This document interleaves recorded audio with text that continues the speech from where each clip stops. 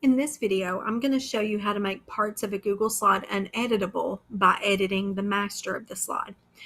I'm going to start this the same way I started the other two options by making the background as an image, and I'm going to add a new slide.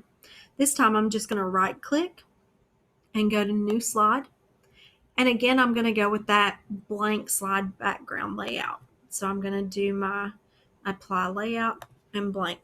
So from here, I'm going to edit the master, which means this slide is labeled as blank. Right now, there's nothing on it. But when I add things onto it, when I insert the slide that's labeled blank, it's going to show up the way that I changed it, not as an empty slide like it is now.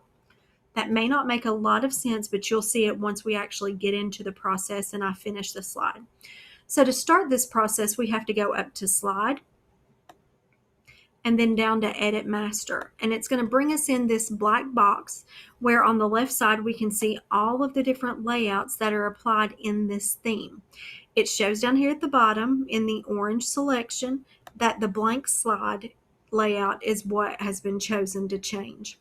Now, for the sake of time, I already copied my directions for this slide that I'm going to have the students use, and I'm just going to paste it in because they're kind of long and I don't want you to watch me actually type that in. So I'm going to insert a text box and just paste those in. Now for this slide, the kids are going to be adding integers using colored counters. So to create this slide, they need the directions. They're going to need my number sentence where I'm going to have a blank, the plus sign, a blank, equal sign, and a blank.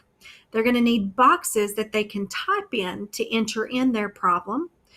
And they're going to need colored counters to be able to move and manipulate to create their problem and to see how that problem changes to figure out the answer. So the next thing I'm going to do that I don't want them to move is going to be the number sentence. So I'm going to insert another text box. And I'm just going to hold down the shift sign and the dash and just make a line. Then I'm going to do a plus sign, hold down the shift and dash and make another line, equals, and then another line. Now, if you're like me, I like things to be nice and neat and centered and orderly. So I'm going to shrink this text box. And then I'm going to right click and put center on page horizontally. And it's going to center it for me. Now, those are the only things I don't want the students to be able to manipulate. So I can exit out of the master now. And I can do that by either clicking this X up here in the top right corner. Or you could just click back to this slide. Now, you can see I can't do anything. I can't move anything.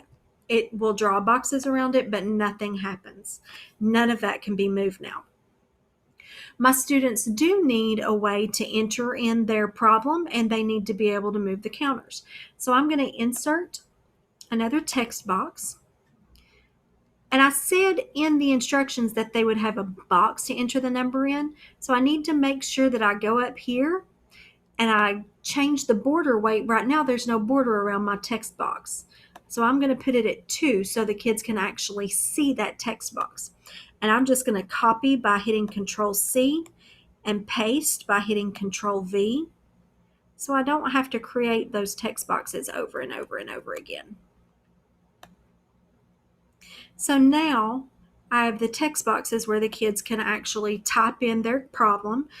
And I need to create the counters. There's supposed to be red counters for negative numbers and yellow counters for positive numbers because that's how our two-sided counters normally are, red and yellow. So to insert those colored counters, I'm going to go to Insert, Shape. From my shapes, I'm going to choose a circle. And I'm going to just draw a circle. And it automatically colors it this gray shade. I don't want gray, I want red. So I'm going to go up here to where there is the paint can to the fill color, and I'm going to go ahead and color that red. Well, I don't want to try to draw 50 of these and have them the same size and perfectly round and all of that. So what I'm going to do is I'm going to copy and paste some. I'm going to use the Control C again, or you can right click on it and you can copy it. And you can paste it by Control V, or you can paste it by right clicking. And I'm just going to paste quite a few of those out. Now, I don't want to have to sit here and try to line all of these up and overlap them and get them looking just right. So instead, I'm going to take my mouse and I'm going to draw a box around all of them to select them all. Then I'm going to take my trackpad, my mouse, and I'm going to point it over top of one of the circles until you see the cursor with the 4 arrows. And I'm going to right click and go to align vertically and align in the middle. And I'm going to align them again horizontally and go to the center. And now it's created a stack for me. So if I needed more counters, I could go ahead and again make sure that I've got that whole stack selected, copy and paste. And now I've created multiple stacks. And again, I go through that same process. And now I have all of the counters that they could possibly need in red to do these problems. Now I want to create yellow, but I don't want to go through the same process I just went through, creating one, copy, and all of that. So again, I copy my entire stack and I paste it. I'm going to move it to the side. It's still my whole stack. And now I'm going to go up to the fill color and change it to yellow. And now it has changed my entire stack to yellow. So if I click off and I start pulling them off one at a time, you're going to see all of my counters are yellow now. So again, I'm going to move my red counters to the corner. So I've got to select that whole stack or it'll just pull the top one. And I'm going to select my yellow counters and I'm going to get those lined back up and get those in the corner.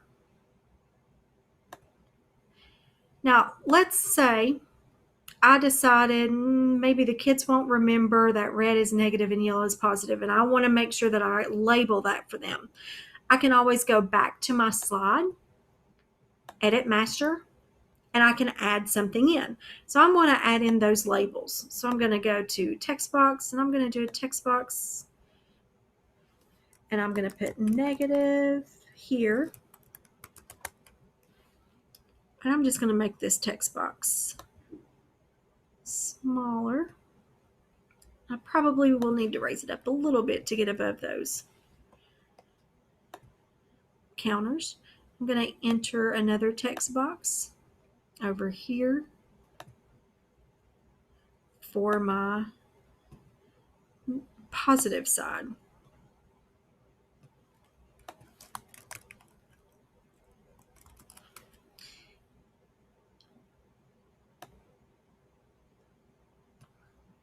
I'm going to put that over here.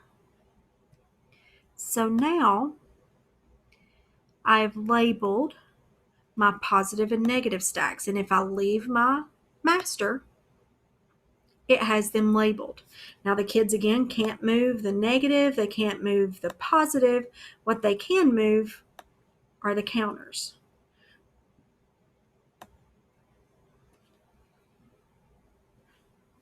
Now, what I talked about a minute ago was if you are inserting the blank slide, which is just the label of this slide, blank, it's no longer blank. Every time I insert that slide, you're going to see what I did on the background. You won't see the counters. So let's do that.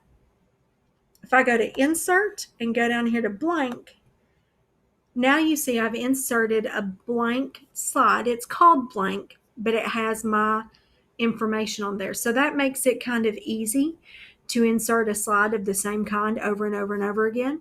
You can also copy and paste that slide over and over and over again, and it'll have the manipulatives with it if you copy and paste the whole slide.